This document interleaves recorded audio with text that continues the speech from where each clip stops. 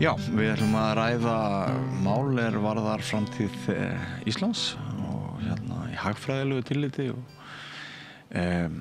hagvöxtur hér innanlands fyrst og fremst drifinn áfram af innflutningi fólks? Ef svo hefur verið, hvað verður þá hagvöxtinn ef innflutningur fólks dettur niður vegna kólnunar í efnahagslífinu sem sumir segja sig í kortunum eða jafnvel þegar hafinn? Nú stór áfall í uppsiglingu vegna bresta í stóriðunni hér á landi eða erum við að tala storm í vatnsglasi í þjóðhagslegu tilliti? Verðbólga og ofurhátt vaxtastig sem eins og við vitum skiptir þjóðin í tvennt og sligar skuldugan almenning, kjara hækkunum fyrst og fremst að kenna. Og hvað með verðtrygginguna? Hún á útleið? Og svona kannski að lokum, slítandi að verjast gagnrýni og jafnvel árásum fyrir það eitt að leggja fram haldbær gögnum heilagar kýr eins og stóriðuna, sjávarútveg og fleira til að leitast við að svara þessum risastóru spurningum sumum hverjum komin hingað Þórólfur Matthíasson, prófessor emeritus í hagfræði. Vertu velkomin, Þórólfur. Takk fyrir það. Ef að byrja á stóriðunni, það hefur svona verið má eiginlega segja að það hefur verið himinn og haf á milli viðbragða bæði lobbyista stóriðunnar og líka svona til talsmanna hagsmunasamtaka og til dæmis þess sem að hefur komið fram frá þér og Þresti Ólafssyni og Indriða H. Þorlákssyni og fleirum svona með hagfræðimenntun. Ég las grein sem að þú hafðir skrifað á FF7 og þar segistu hafa komist að þeirri niðurstöðu að áhrif framleiðslu hlés hjá Norðuráli og þjóðarframleiðslu að lauslega áætlað geti 3 mánaða framleiðslu stopp lækka þjóðartekjur 2,5 til 10 milljarða króna sem svari þó aðeins til 0,1 eða 0,2% af þjóðarframleiðslu. Já, þetta rétt og það sem var nú stærsta talan í þessu mati var nú eiginlega tap Eimskips og það sem að ástæðan fyrir þessu kannski það líkan sem, ekki það líkan heldur bara framleiðsluferlið í stóriðjunni. Stóriðjan staðsett hérna vegna sem við erum með einn framleiðslu þátt sem að hún að nota, það raforkan. En hún flýtur inn aðfangið sem að súrálið og síðan líka fjármagnið sem að notað í þessari starfsemi, það líka innflutt. Þannig að framleiðsluþættirnir, innlendu framleiðsluþættirnir eru raforka og vinnuafl. Nú eins og við þekkjum að þá vinnuaflsnotkun álvera þó að það sé fjöldi fólk sem vinnur þarna, að þá það mjög lítið miðað við framleiðsluverðmætin, brúttó framleiðsluverðmætið. Já. Þannig að þetta, og það má nú kannski rifja það upp, ég held að álverið í Straumsvík að það framleiði cirka 3 sinnum meira álmelmi nú heldur en það gerði í upphafi, en með það bil sama fjölda starfsmanna. Já, menn að náð fram gríðarlegri hagræðingu þar. Mjög mikið, það hefur verið að gera svona smátt og smátt í þessum iðnaði og það segir sig sem að starfsmannafjöldin honum fer fækkandi. Já. En þetta þýðir þá að ef við lítum á þjóðhagsstærðirnar að þá náttúrulega geysimikill innflutningur á súráli og það geysimikill útflutningur af álmelmi, en það sem verður eftir í þjóðarbúskapnum, það eru vinnulaunin og það hagnaður raforkusalana. og í þessum tilvikum þá þetta ekki stærðir en þetta. Nei, og hagnaður raforkusalana, hann tryggður þótt nú raskist starfsemin? Já, ég vitna nú í það í greininni sem að þú vitnaði til að þá vitna ég í ársskýrslu álversins í Hvalfirði, Norðuráls. Það sem sagt að raforkusamningunum fylgi kaupskylda, þannig að raforkuna þarf að forgangsorkuna þarf að borga hvort sem hún notuð eða ekki. Þannig að það tekur auðvitað möguleiki að samning eða svona kaupsamninga, þeir eru náttúrulega alltaf þannig að það hægt að endursemja þó að það sé einhver loka dagsetning á þeim, en það kostar þá að losna frá þeim með einhverjum hætti og menn grípa ekki til þess fyrir í lengstu lög. Já. Og sama með vinnulaunin og fasti starfsmenn eru þarna með einhvern uppsagnarfrest, ég veit ekki hversu langur hann fyrir utan það að þetta allt saman fólk sem sérhæft í sínum störfum og tekur langan tíma að þjálfa, þannig að fyrirtækið segir ekki upp slíku starfsfólki nema í lengstu lög og það sjáum við fram á verulega langt framleiðslustopp eða hafi í huga að hætta. Já. Getum við þá dregið þetta saman eitthvað í þá átt að jú, þetta náttúrulega högg, en fyrst og fremst högg þeirra starfsmanna sem að þarna hafa haft lífsviðurværi? Nei, þetta fyrst og fremst högg gagnvart eigendunum, en svo eru þeir með tryggingar sem að ekki sagt frá hverjar eru í ársskýrslunni, en þeir eru með rekstrartryggingar, ég veit ekki hvað þeir fá stóran hluta af rekstrartapinu bættan, en á meðan að þeir eru ekki að segja upp starfsfólki, á meðan að þeir eru að borga fyrir raforku sem að þeir fá ekki, að þá kemur þetta högg fyrst og fremst fram í þeirra hagnaði, en það eru greiðslu sem að fara til útland og hafa engin áhrif eða lítil áhrif hér innanlands. Skil. Og þetta högg sem að ég nefni að gæti orðið hjá starfsmönnum, það náttúrulega eins og þú bendir og það ekki orðið, en það hefur verið svona töluvert talað að störf séu hættu og það kannski eðlilegt. Já, það auðvitað ótti, getur gripið sig ótti eða áhyggjur af framhaldi starfseminnar og fyrir þá sem eru tiltölulega nýbyrjaðir í starfi, nýbúnir að fjárfesta í húsnæði eitthvað þess að þá fjölgar það andvöku klukkustundunum ger ég ráð fyrir, en fjárhagslega höggið, það getur komið fram í minni yfirvinnu, í minni vaktagreiðslum og þar getur náttúrulega verið 10-20% lækkun á tekjum, en þetta það vel launuð störf að það ýtir engum yfir fátækramörk af þessum fólki þó að það tapi 10-20% af tekjunum. Þó að það sé engan veginn góð staða. Og í þessari upphrópana pólitík og svona fjölmiðlun sem oft hér á landi, þá sem sagt dettur mér í huga að ég geti þá rætt við þig að það sé bæði hægt að hafa samúð með svona áhyggjum starfsmanna af framtíð sinni, en á sama tíma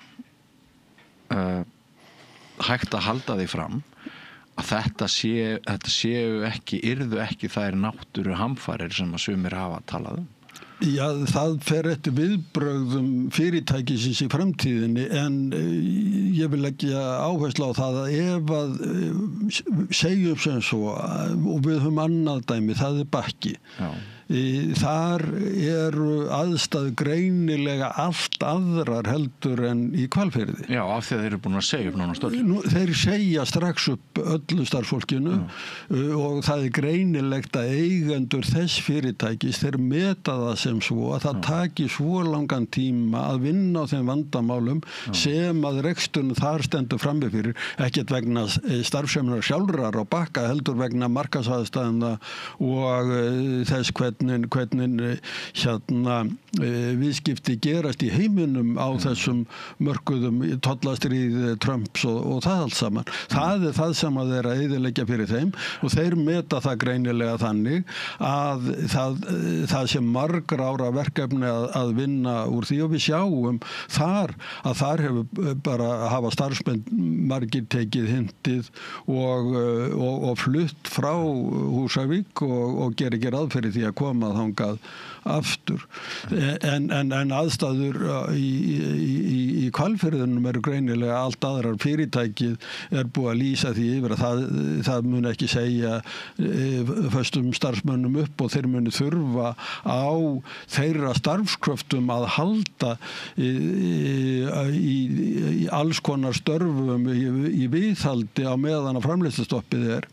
Þannig að þar standa menn frammi, það er ekki einu sinni þannig að menn séu heima á fullum launum, heldur eru menn og konur væntanlega að mæta til vinnu þó að sé ekki að sinna þeim störfum sem það var í framleiðsluskálanum. Má segja að við höfum hampað stóriðunni, við höfum dekrað svolítið við hana, má segja að undan þá öllnar sem við höfum veitt þeim verð framan af sem við telja hlægilegt á raforku hafi verið ótrúlega lágt og við höfum svona stjanað við stóriðuna. Já, ég held að það sé nú alveg óhætt að segja það en eins og alltaf að þá er svona 2-3 atriði sem að vegast svo lítið á. Það var vissulega svo í upphafi að þegar álverið í Straumsvík var sett upp að þá verða virkjanirnar í Þjórsá. Þá getur þú farið og virkjað svona stórt vegna þess að þú ert með þannig stóra kaupanda. Það hefði aldrei verið virkjað svona stórt fyrir heimilismarkaðin eða fyrir áburðarverksmiðju til þess að ná þessu fram. Þannig að einhverju leyti þá tekst að nota stóriðjuna til þess að fjármagna stórar virkjanir sem að gefa lágan framleiðslukostnað. En hitt er svo annað mál og ég minnist þess þegar ég var barn og unglingur að þá var litið og í kringum fyrir 1970 þá er umræðan hérna svo að það ekki á fyrir Íslendinga að koma raforkunni í verð vegna þess að framtíðin sé í kjarnorku.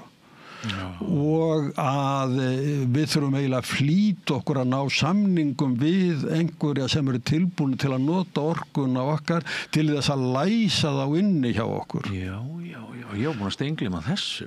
En þetta var samsagt og á þessum grundvelli fyrst að gera samningur við Alvusvis á sínum tíma.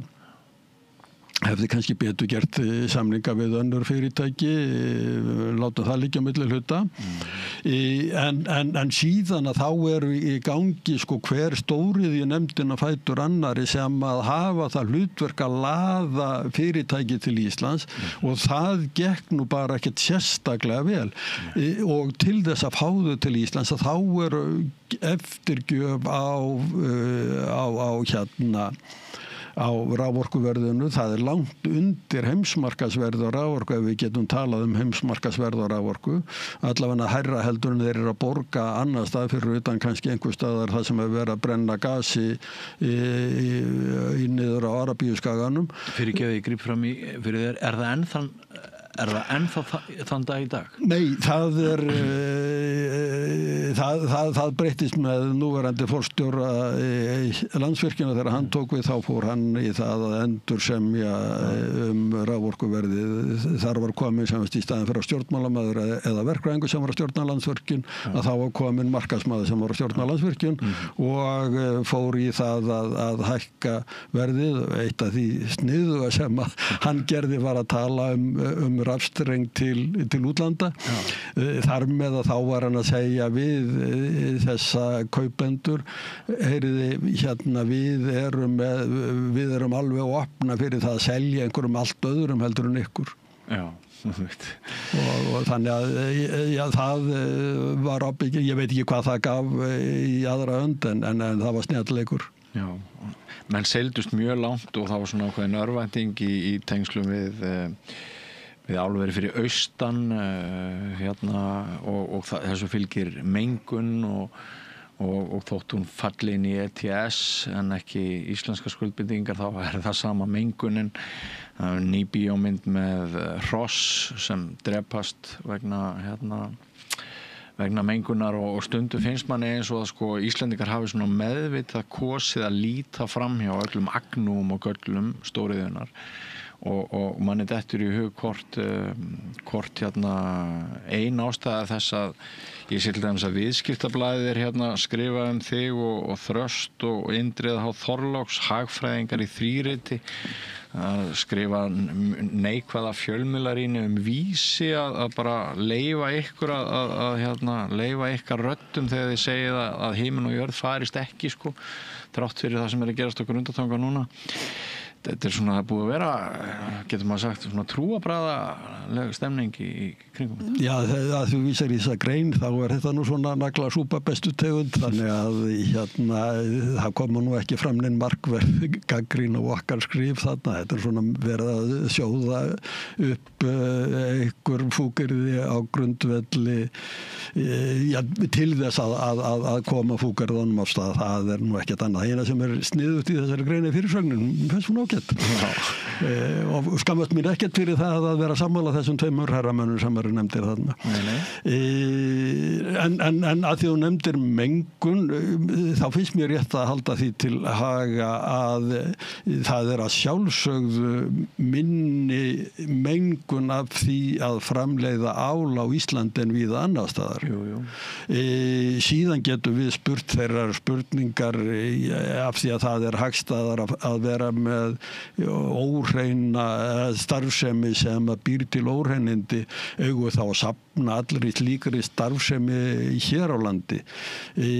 Það náttúrulega fer þá að vegast á við hagsmuni ferðaþjónustu og annarar starfsemi á landinu og það ekkert sem hægt að svara með einföldum eða auðvöldum hætti, en það alveg ljóst að jafnvel þó að við vildum, þá gætum við ekki framleitt allt ál í heiminum, þannig að það má spyrja svona hvað miklu leyti við eigum að taka að okkur að vera mannkynsfrelsarar þarna. Þetta tengist því sem Halldór Björnsson á Veðurstofunni hefur nefnt hvað var það losun, og hann segir þegar verkefnið að minnka losun og sérstakur hvati fyrir Íslendinga og vegna breytinga sem getur orðið á Golfstraumnum, að þegar megin verkefnið að minnka losun og sumir segja að megi þá farga eða fanga eða eitthvað líka inn í það, þá eru handónið drög að tala að eitthvað sem við gerum hér myndi kosta enn meiri mengun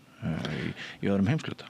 Já, náttúrulega menn einhenda sér í það að minnka heildarlosunna og þá vil ég nú kannski halda því til haga að hagfræðin með ágætis tillögu það hvernig var hægt að gera það hratt og örugglega. Já, komdu með hana. Já, hún það algjör leyni uppskrift. Hún felst í því að setja verð á mengunna. Það að hluta til gert í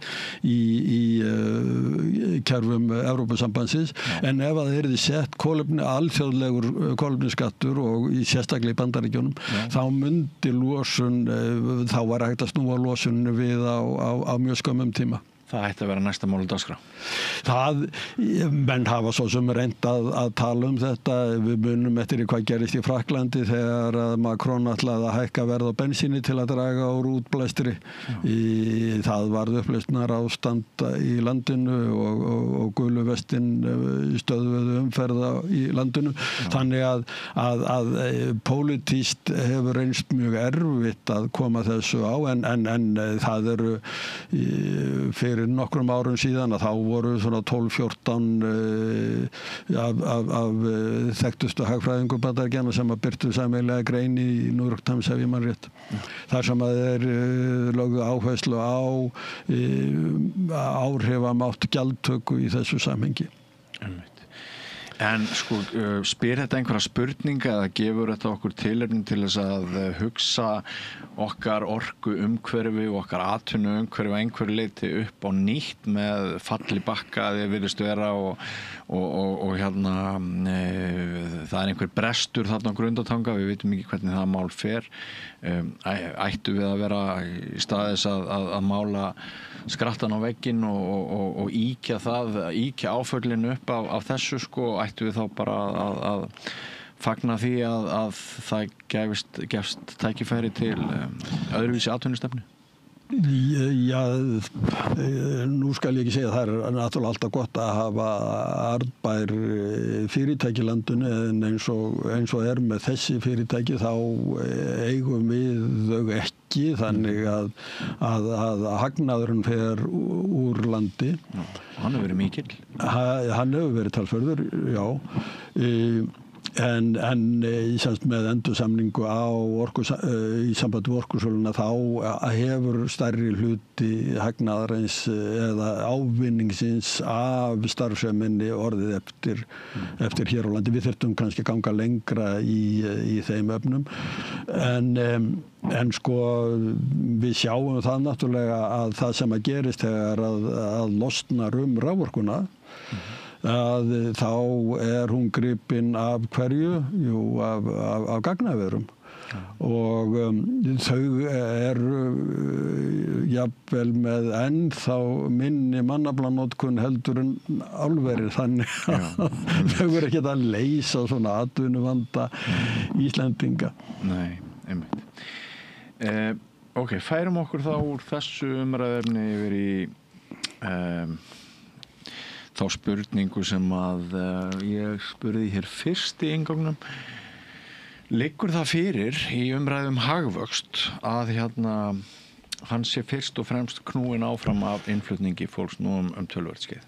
Já, það hefur nú verið þannig, nú ég nú ekki með tölurnar alveg fyrir fram að mig en sko undanfarin svona 7, 8, 10 ár að þá hefur hagvöxtur verið drifinn áfram af mannfjöld eða aukningu mannaflans.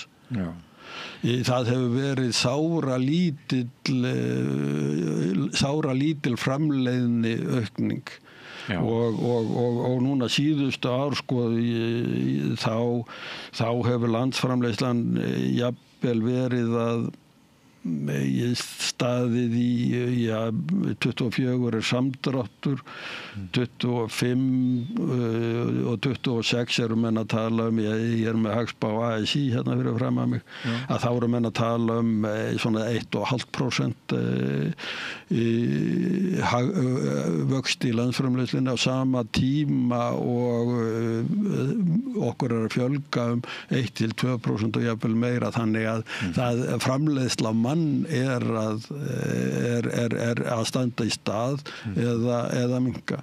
Framlegð, svo kallar henn enn ábótavant. Já, eða bara framleiðni framleiðni ekki að aukast en nota bene þetta ekki vegna þess að hver einstakur starfsmaður sé að framleiða minna, heldur að verða þeir sem að eru að koma til landsins, að þeir eru að koma til þess að vinna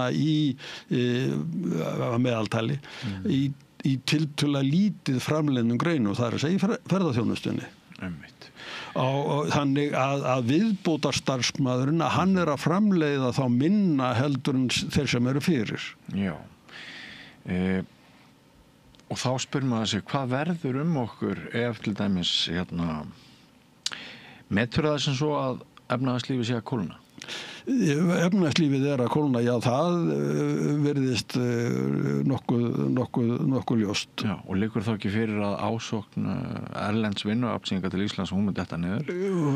Mjög líklega, en gleymum því ekki sko að lágmarkslaun á Íslandi eru með því allra hæsta í heiminum. Já. Þannig að það áfram hvati fyrir ófaglært fólk sem að byrja á vinnumarkaði eða á milli vita í námi eða starfi að koma hingað og vinna í eitt eða 2 ár. Já, en ef sem sagt þessi straumur, ef hann teppist að miklu leyti, þá hagvöxturinn úr sögunni? Já, í vöxtur landsframleiðslunnar gæti þá verið úr sögunni nema menn fara að hagræða og reyna að flytja starfsemi yfir í framleiðnari starfsemi, og það var ríkisstjórnin var að gefa það upp að þetta ætti að vera framleiðni haust ef ég man rétt, og þá var reist ferðaþjónustan upp og mótmælti því og talaði þetta sem aðför að ferðaþjónustunni.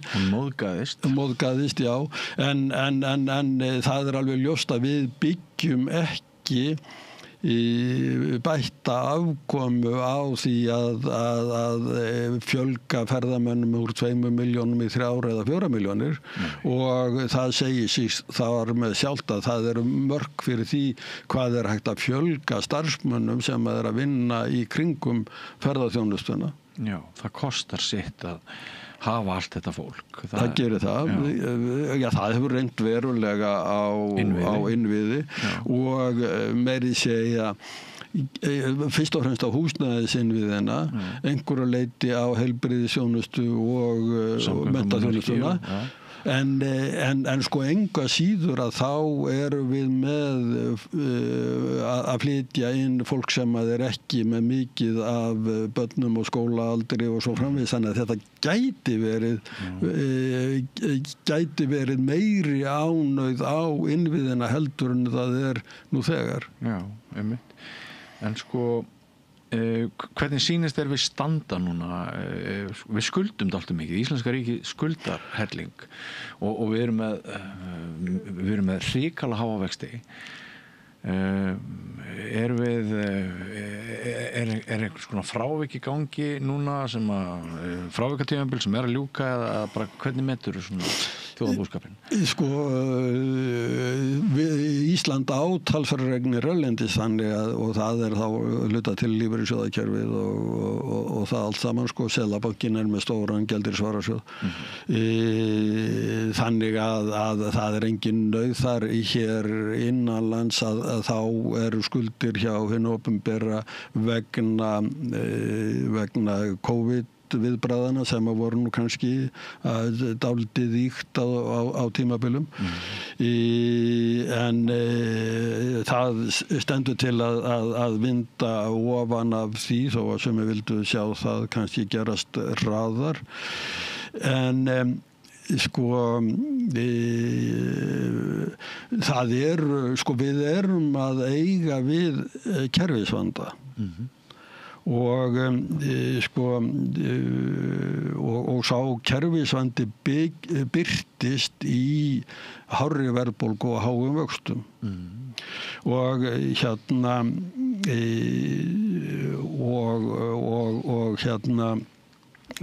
ég gerði það nú svona að gamni mínu að spurja spunagreindina það hvers vegna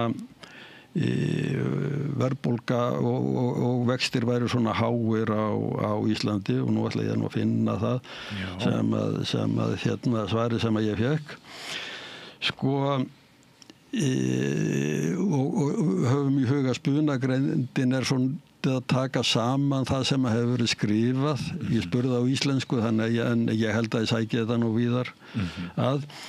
En þeir segja sko háir vextir á Íslandi endurspegla þráláta verðbólgu og væntingar áframhaldandi verðbólgu, sterka innlenda eftirspurn, litla samkeppni á fjármagnsmarkaði, áhrif verðtryggingar og varfærna peningastefnu til að verja gengi og stöðugleika.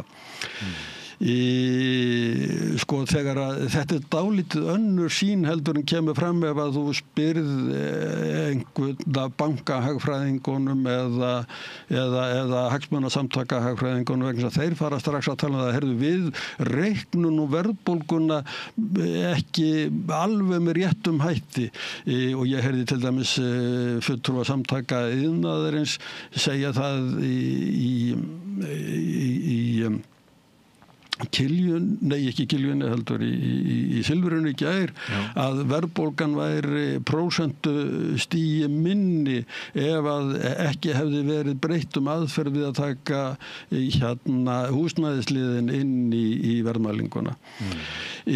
Sko þetta eru tæknilega atriði og okkur hætti til þess að horfa bara á tæknilegu atriðin á verðtryggingu og eitthvað þess að það endurspeglast í þessu sem að koma þarna fram, en við gleymum því þessum atriðum sem að eru umfram eftirspurn eftir landsfé og lítil samkeppni á fjármagnsmarkaði, fákeppni og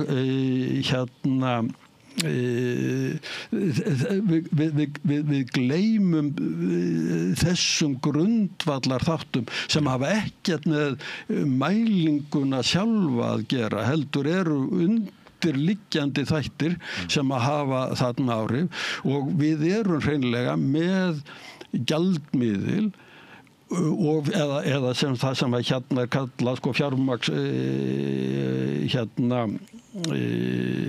skal ég segja þeir kalla smátt og einangrað fjármálakerfi. Við vinnum ekki á því með því að breyta því hvernig við reiknum út verðbreytingar. Nei. Við þurfum að breyta þá kerfinu og við þurfum að opna það gagnvart útlöndum en það hefur reynst þrautin þyngri.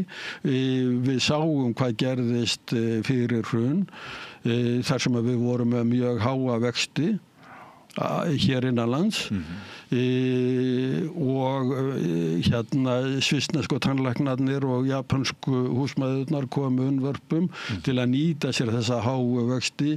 Íslendingar tóku lán í erlendri mynt til þess að nýta sér lága vexti í útlöndum. Þetta endaði með því að bankakerfið sem var aðili sem var að miðla þessu, það safnaði stórkostlegum skuldum sem voru kannski ekki endilega sýnilegar efnahagshreyfingum í útlöndum og endanum það sprakk þetta allt saman. Já. Með miklum tilkostnaði og það segir okkur einhvern veginn að það grundvallar skekkja í allri uppbyggingunni. Varðandi verðtrygginguna þá hún brilljant lausn á þeim vanda sem að húsnæðismarkaðurinn stendur frammi fyrir. Brilljant lausn í gölnu kerfi? Það má segja það. Það má segja það. Já.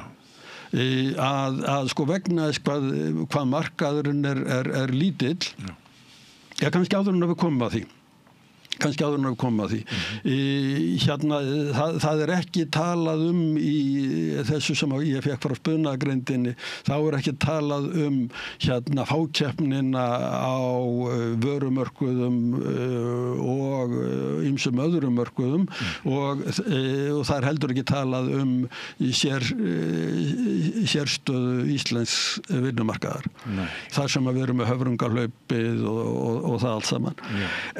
En sko með verðtrygginguna að þú ert með þá sem að kaupa húsnæði, þeir vilja fá lán til 30-40 ára og svo erum við með lífeyrissjóði sem að þurfa að koma fé fyrir til að minnsta eftir 20 ára. Já. og til þess að svona samningu gangi upp í umhverfi þar sem þú ert með óstöðugan gjaldmiðil og mikið flökt á verðlaginu og vilt koma því þannig fyrir að lánin, þessi 40 ára lán séu með þolanlega greiðslubyrði, þá er bara verðtryggingin algjörlega brilljant aðferð til að gera það. Það sem hefur gerst eftir byrjað að gerast fyrir hrun var að bankarnir fóru að koma mjög sterkt inn á húsnæðislánamarkaðinn. En bankarnir eru stofnanir sem að eru ekki jafnvel í stakk búnir til þess að fjármagna sig með löngum lánum. Nei. Þeir safna innlánum, þeirra verkefni í flestum kerfum er að breyta skammtímalánum í lengri lán. En þeir geta ekki breytt innlánum til 2 til 4 mánaða í 40 ára lán. Já. Og það er kannski þau umbrot sem við erum að sjá svolítið. Við þurfum greinilega að finna aðra ef við ætlum að halda áfram að vera í þessu litla lokaða fjármálakerfi, að þá þurfum að finna aðra umgjörð fyrir húsnæðislánin. Já. Sko sumum og hinnum stóru og sterku sumum hverjum hagnast vel að lifa í þessu tvöfalda kerfi, gera upp í evrum og svona og en fyrir íslenskan almenning þá verðist íslenska krónan ansi dýr við núverandi aðstæður. Já. Getum við rætt skipti á okkar gjaldmiðli án þess að fara alla leið inn í ESB eða hvað? Það er fátt annað í boði. Það er fátt annað í boði. Ekki myndu við vilja sitja með dollar núna. Nei. Með Trump í Hvíta húsinu. Já. Þannig að er þín skoðun sem hagfræðings og fræðimanns okkur sé betur borgið með fullri aðild að ESB og upptöku evru? Það er náttúrulega flókin spurning að svara því með öllu sem að því snýr, en sko ókostirnir við að vera í Evrópusambandinu verða að vera mjög stórir til að vega upp á móti óhagræðinu af íslensku krónunni. Já. Við skulum orða það þannig. Já, við skulum orða það þannig. Af því við vitum ekki alveg hvað myndi koma upp úr dúrnum.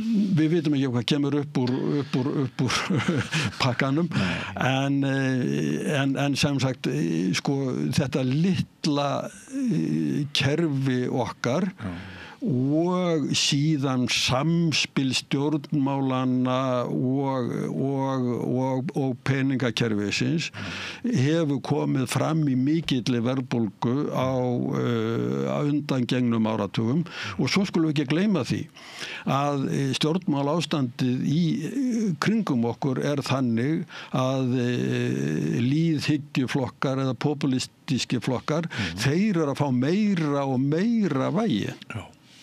Og verður það þá ekki til þess ef að slíki flokkar komast til valda á Íslandi, hvað er líklegt að það gerir? Menn hafa hagfræðingar hafa skrifað áhrif populista, bæði hægri sinnaðra og vinstri sinnaðra á þjóðarhag, og það kemur út í verðbólgu og slíkum þáttum. Þannig að ef við bara horfum ekkert á hverjir eru leikendur hérna, bara horfum alveg blind á tíðarandan, að þá er ekkert sem að bendir til þess að það verði auðveldara að viðhalda stöðugleika á íslensku krónunni í framtíðinni heldur en hefur verið undangengna áratugi.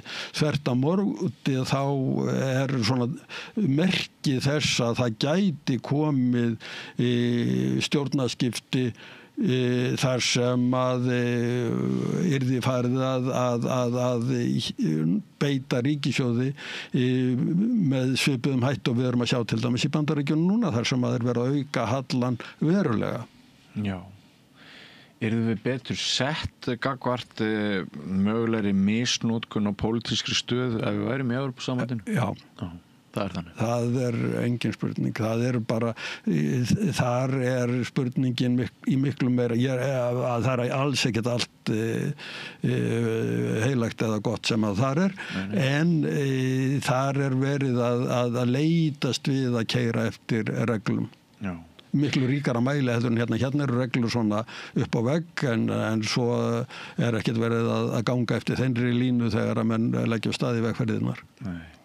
Það segir stundum hann Breki Karlsson hérna hjá Neytendasamtökunum að flest allar svona umbætur almennings, við getum þakkað þær einleiðingu í Evrópu og svo kemur þetta hingað. En þú nefndir hérna starfsmennina hjá bönkunum sem oft eru álitsgjafar í fréttum.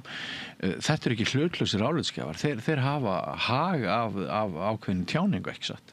Já, ég ætla nú ekki að væna þessa kollega mína hérna óheiðarleika en auðvitað það þannig að hérna þú segir það sem að hentar þínum vinnuveitanda, þú ferð ekki að ganga þvert gegn því sem að bankastjórarnir segja á opinberum vettvangi, þannig að það er meira þannig en þeir eru vissulega að ég meina það er mjög vandað og gott fólk á þeim bæjum sem að vita fínustu hagfræðingar en auðvitað er það auðvitað hérna ert að tala frá úr ákveðnum stól og kannski ekki alveg jafn kastar ekki fram öllum þeim sjónarmiðum sem að þú myndir gera ef að þú værir til dæmis háskólastarfsmaður. Nei, sko þetta sem þú hefur nefnt svona mín tilfinning er samt svo að þetta skýri ekki þessa brjálæðislega háu raunvexti á Íslandi og í samanburði við önnur lönd hérna þá maður finnur eiginlega ekki neitt sko, nema að þú farir til stríðshrjáðra svæða er ekki raunvextir allt og háir á Íslandi? Þeir eru það, jú. Þetta eru svona kyrkingsvextir má segja en ástæðan er það hversu einangrað fjármálakerfið er. Það er engin önnur skýring sem er hægt að finna á því og við þurfum bara að hoppa yfir til Færeyja. Þar eru vextir, húsnæðisvextir mjög lægri. Já. Og samt eru þeir að byggja jarðgöng og ýmislegt þess aftur þannig að það er ekki eins og það sé hérna mikil þjóðarslegu sparnað sem að reki vextina þar niður en það er tengingin við Danmörku og þar með óbeint við evruna sem að er að aðstoða Færeyingana. En Seðlabankinn sko hefur önnur úrræði en þau að keyra alltaf á þessari hávaxtastefnu og sumpart tekst bara Seðlabankanum ekki að breyta hegðun íslensku þjóðarinnar í samræmi við það sem að Seðlabankinn vill að verði svolítið eins og naut í flægi veður þarna áfram í túninu og það er eiginlega alveg sama hvað mætir honum að hérna þau keyra alltaf áfram á sömu stefnunni er ekki til önnur og betri úrræði? Ekki sem að gagna í þetta er fyrst og fremst að hækka verðið á peningum, það er það sem að þeir geta gert til þess að takmarka þetta og við sjáum það að hérna sko hversu lítil áhrif þetta hefur á eftirspurnina í hagkerfinu, það er mikil umfram eftirspurn í kerfinu þannig að það má kannski segja það að Seðlabankinn hafi ekki gengið eins langt eins og hann hefði þurft að gera en þeirra vandi er það ef við gera það að þá þá verður einhver héraðsbrestur einhver staðar. En sko maður heyrir ofta að það séu þessar helvítis launahækkanir sem hafi orðið allt og miklar sem keyri þetta allt saman áfram, bálið. Hvert er matið þetta því? Sko, við erum í fákeppnisumhverfi. Við erum með örfá fyrirtæki í smásöluverslun, í tryggingum, í bankastarfsemi og svo framvegis. Þannig að þarna eru aðilar sem að vita það að ef að þeir semja aðeins of há laun, að þá geta þeir hleypt því út í verðlagið. Þeir hafa verðsetningarvald og þar með að kannski eini aðilin sem getur þetta ekki eru fyrirtæki eins og Iceland sem er að selja megna sinni þjónustu í útlöndum, en þeir kvarta nú samt undan miklu hærri launum heldur en eru greitt annars staðar. En myndirðu segja hér hefur orðið óeðlilega miklar launahækkanir síðustu? Sko, launamyndunar umhverfið er misheppnað. Við erum, ef við berum okkur saman við Norðurlöndin, þá eru þeir með svona öðruvísu uppsetning á kerfinu og við skiljum það kannski ekki alveg hvað það er mikið öðruvísi heldur en hjá okkur.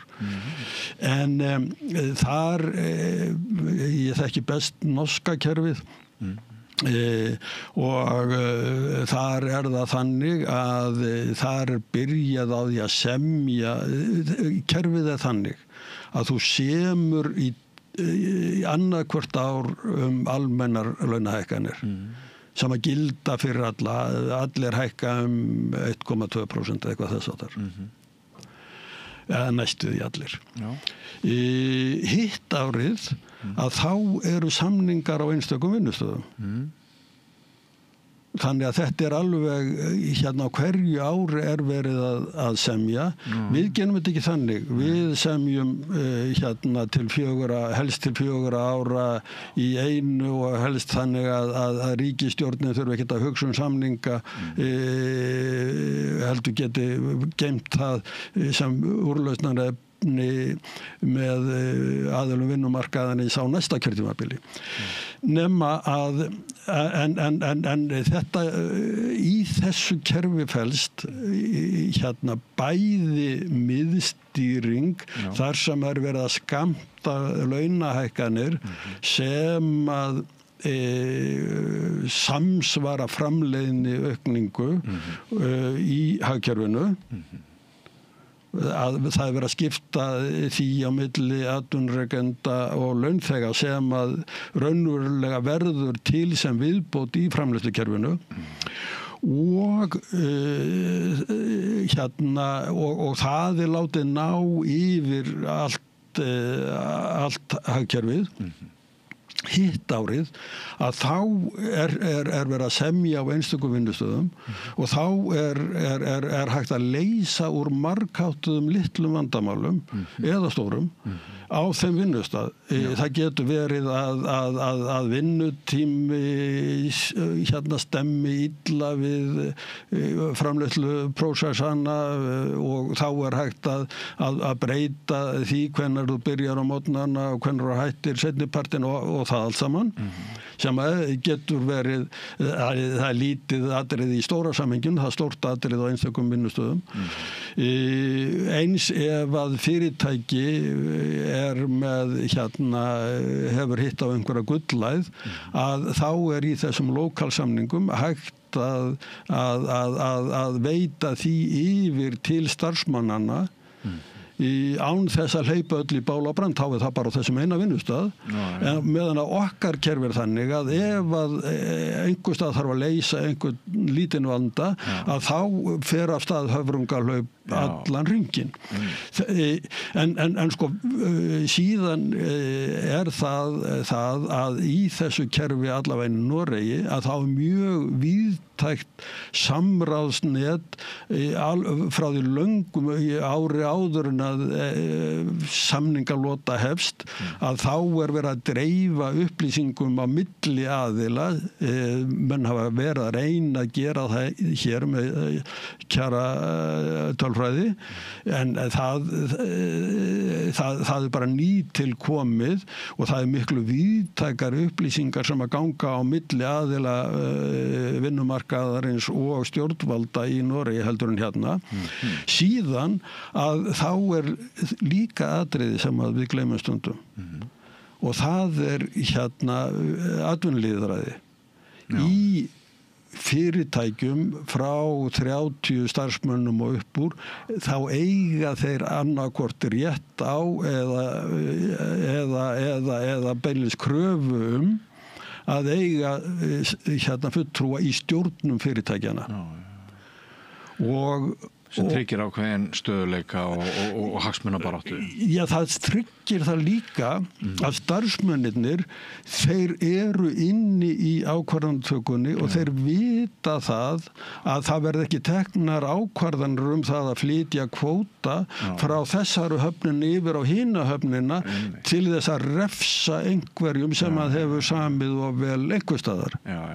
Þannig að það verður allt öðruvísi traust til á milli aðila í þessu atvinnulýðræðiskerfi heldur en hérna og öll umfjöllun þetta að hérna segir að reynslan bæði í Noregi, Svíþjóð og Finnlandi hafi verið mjög góð. Fylgir þessu ekki mikil skriffinnska og ekki mikil tími sem að fer í fundarsetur ekkert meira heldur en þetta er bara auka fulltrúar í stjórn fyrirtækjana en væntanlega að þá vinna stjórnirnar betur þegar þær vitað að menn er ekkert að slengja fram einhverjum astnalegum hugmyndum til þess að láta næsta mann hveða er í kútin. Þú blottar þig ekki þannig gagnvart starfsmönnunum. Þú kemur með almennilega undirbúna hluti inn á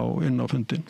En þú kallar þetta réttilega miðstýringu og stundum hefur manni fundist eins og að við séum nú bara líkar í Bandaríkjunum heldur en Norðurlöndunum þegar kemur að einhverju svona miðstýringar apparátum. Gæti það átt við hér?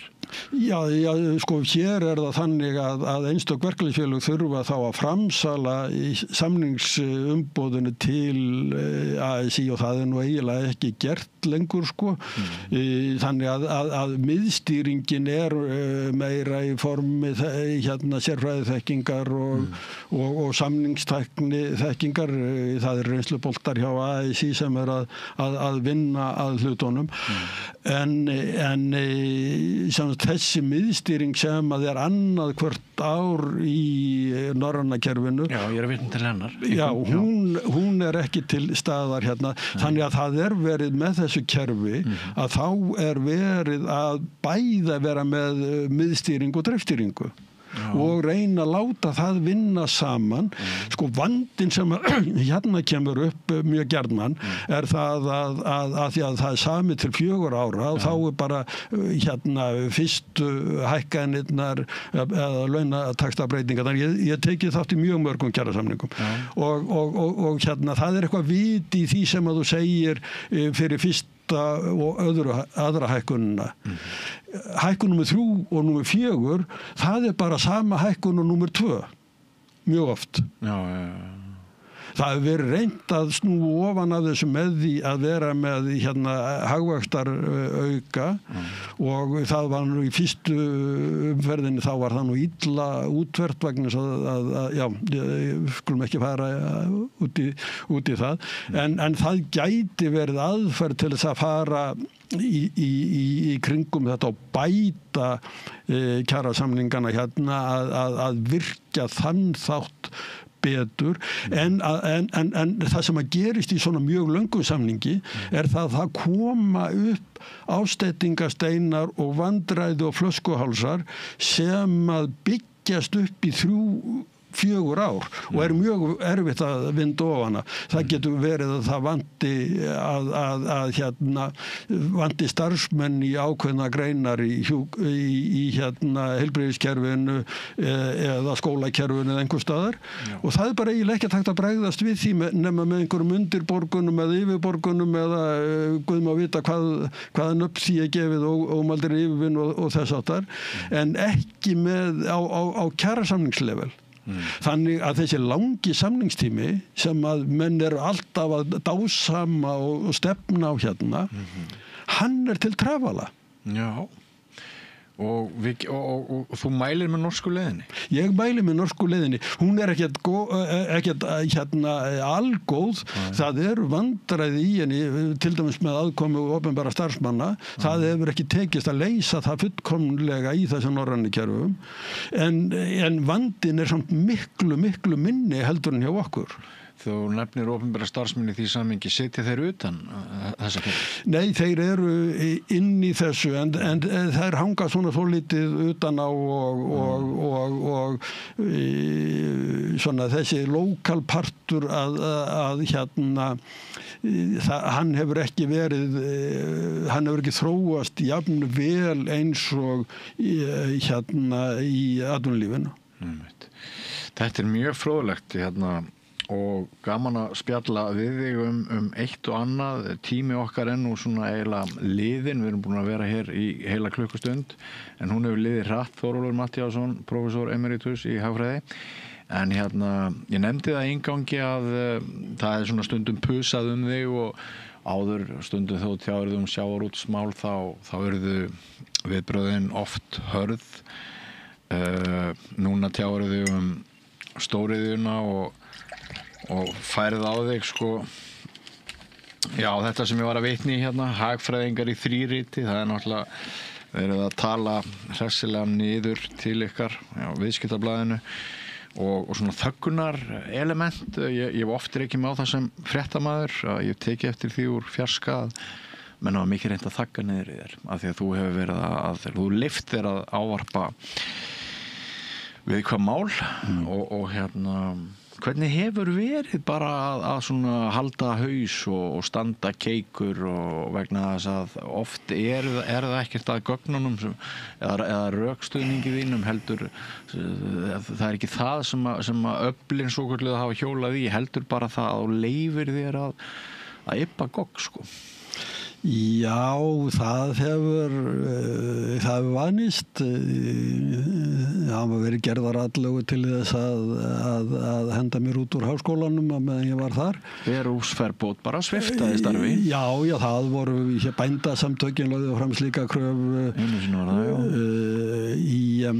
Ég satt í eftirlitsnefnd með sértækri skuldaðlögun eftir hrun og þar höfðu við sem að í þeirri nefnd voru fullan aðgang að öllum þeim gögnum sem við vildum hafa aðgang að í bönkunum eða áttum að hafa það. Ég skal nú ekki segja hvort það var farið eftir í öllu saman en við höfðum mjög víðtækan gagnaðgang og þá var það útgerðarmaður sem að sendi formanni nefndarinnar bréf og krafðist þess að ég fengi ekki sjá neitt sem að hans fyrirtæki kæmi. Ég held nú að það hafi ekkert staðið til að horfa á neitt frá honum en honum þótti betur að setja þennan varnagla. Nú formaður nefndarinnar lét mig vita að þessu og sagði svo ég ger ekkert með þetta. Þannig að svoleiðis viðbrögð hjálpa eðlilega en ég hef eflaust mist af einhverjum bittlingum hér og þar sem ég sé að hefur verið hlaðið á kollega mína. Það er mjög líklegt að þú var mista þig. Þannig að en mér finnst það lítið verð að greiða fyrir að hafa hreina samvisku eftir starfsferilinn. Já. Hefur þeim ekki tekist þessum öflum að beygja þig þannig að þú hafir kosið að þegja í stað þess að taka til máls þegar þú hefði þurft að gera það? Já, nú ekkert sem að segir að ég þurfi að úttala mig en ég held... Það þín sannfæring, þú ert væntanlega með einhverja ástríðu fyrir þínu fæi og fyrir því að tjáði og breiða boðskap, ekki sant? Nei, ég hef alveg sagt það sem ég hef viljað segja. Já, en þetta væntanlega á köflum verið lýjandi og slítandi. Já, það aldrei skemmtilegt að heyra að það sé talað illa hann í einhverjum skúmaskotum en svo eru líka mjög margir sem að hvísla einhver að manni eða segja ég les alltaf greinarnar þínar og það vegur miklu þyngra heldur en einhver skammaryrði. En það svolítið fyndið að sú miðlun hún oft svona þögul. Hún ekki opinber, hún fer í skurðina og kemur eftir kanulum og fólk hvíslar og stendur þau rosalega vel.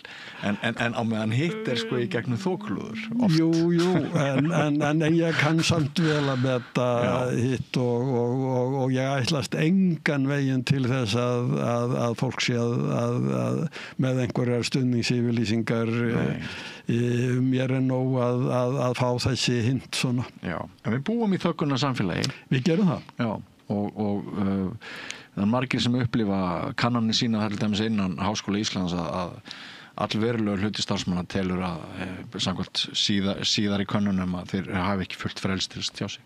Og áðan bendirðu á það að það væri ekki alveg það sama þegar fréttadeildirnar að kalla til starfsmann bankans og starfsmann háskólans.